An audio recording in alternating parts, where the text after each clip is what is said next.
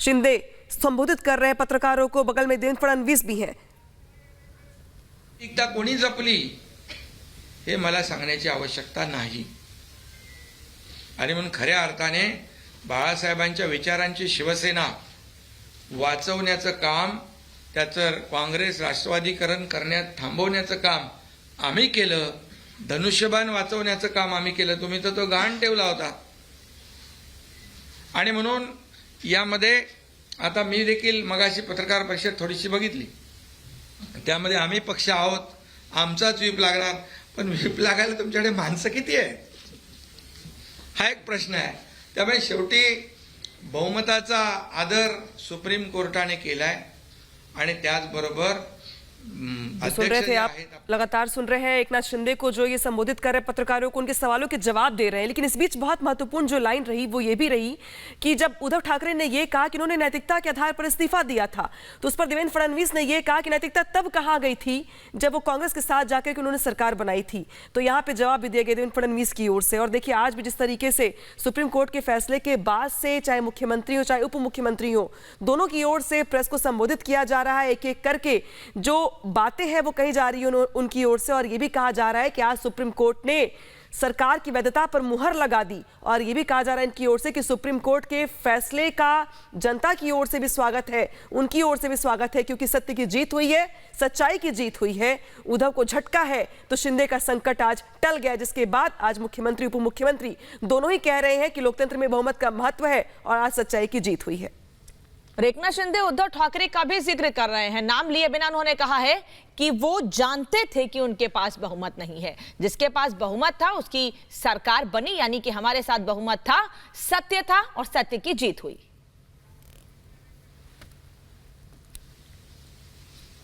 सत्यमेव जयते कहते,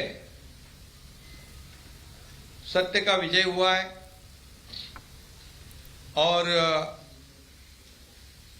सर्वोच्च न्यायालय में जो महाराष्ट्र सरकार की जो केस थी, उसमें ये सरकार जो है हमने गठित किया हुआ शिवसेना भाजपा का, वो कानूनी तौर से घटनात्मक दृष्टि से योग्य है, इसमें शिक्कामोर्तब हुआ है।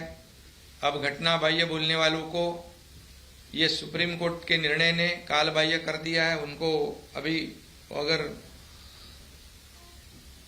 निर्णय को मानते होंगे तो हम लोग तो निर्णय को मानने वाले लोग हैं, और हमने हमेशा कहा है कि जो भी निर्णय होगा मेरिट पे होगा। लोकशाही में बहुमत को महत्व होता है, मेजॉरिटी को बहुत ही इम्पोर्टेंस देने का काम सभी जगह होता है। और हम लोगों ने जो सरकार स्थापित किया है वो पूरी तरह से कानून और घटना इसका आदर करते हुए हम लोगों ने किया है। और जो जिनके पास बहुमत नहीं था उन्होंने रिजाइन किया है। और नैतिकता की बात अब करने से पहले अगर करते, जब चुनाव हुआ था, जब शिवसेना भाजपा की सरकार का जब गठित होने मतलब जो सार्वत्रिक चुनाव हुआ, तब लोगों का मैंडेट ध्यान में रखते हुए अगर नैतिकता की बात करते तो शिवसेना बीजेपी का सरकार स्थापित हो जाता था। लेकिन सिर्फ और सिर्फ सत्ता पाने के लिए, कुर्सी पाने के लिए जब निर्णय लिया, ये जनता ने देखा है, महाराष्ट्र ने देखा है, और उसी को सुधारने का काम हम लोगों ने किया है।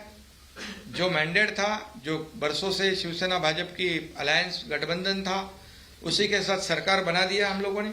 और निवडणूक चुनाव आयोग ने भी उसके ऊपर शिक्कामोर्तब कर दिया। जब हम लोगों ने निर्णय लिया उसके बाद 3-4 महीने में ही चुनाव आयोग ने हमारे को पार्टी का दर्जा दे दिया, शिवसेना, और सिंबल धनुष्यबाण दे दिया। और ये पूरी तरह मेरिट में हुआ है। आरोप किसने लगाया उनके ऊपर मैं आज नहीं टिप्पणी करना चाहता हूँ, लेकिन इसके बाद आज का जो निर्णय है, और जब रिजाइन की बात होती है, रिजाइन जब आपके पास बहुमत ही नहीं था, जो अल्पमत की सरकार हुई थी, सब लोग जानते हो, आप भी जानते हो कितने लोग बचे थे। और फिर एक बात कहूंगा कि लोकशाही में ये मेजॉरिटी बहुत ही महत्वपूर्ण है, और तभी जाके उनको पता था कि हमारी हार हो जाएगी, पराभव हो जाएगा, और रेजिग्नेशन हुआ है। और राज्यपाल गवर्नर महोदय जी ने परिस्थिति का जायजा लेने के बाद निर्णय लिया, और उस निर्णय को भी जायज यहाँ पर ठहराया गया है। और इसीलिए मैं इतना ही आज कहूँगा, शिवसेना बचाने का काम, धनुष्यबाण जो कई वर्षों से बाला साहब ठाकरे जी की भूमिका जो है, आइडियोलॉजी बचाने का काम हम लोगों ने किया है और इसीलिए जनता ने भी हमें बहुत ही सपोर्ट किया है। और इसलिए मैं फिर एक बार कहूँगा कि सुप्रीम कोर्ट के आज के निर्णय का मैं तहे दिल से फिर एक बार स्वागत करता हूँ और धन्यवाद देना चाहता हूँ।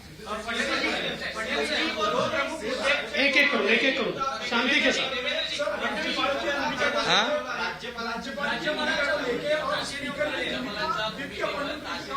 नाही, नंतर त्यांनी सांगितलं की जेव्हा परिस्थिती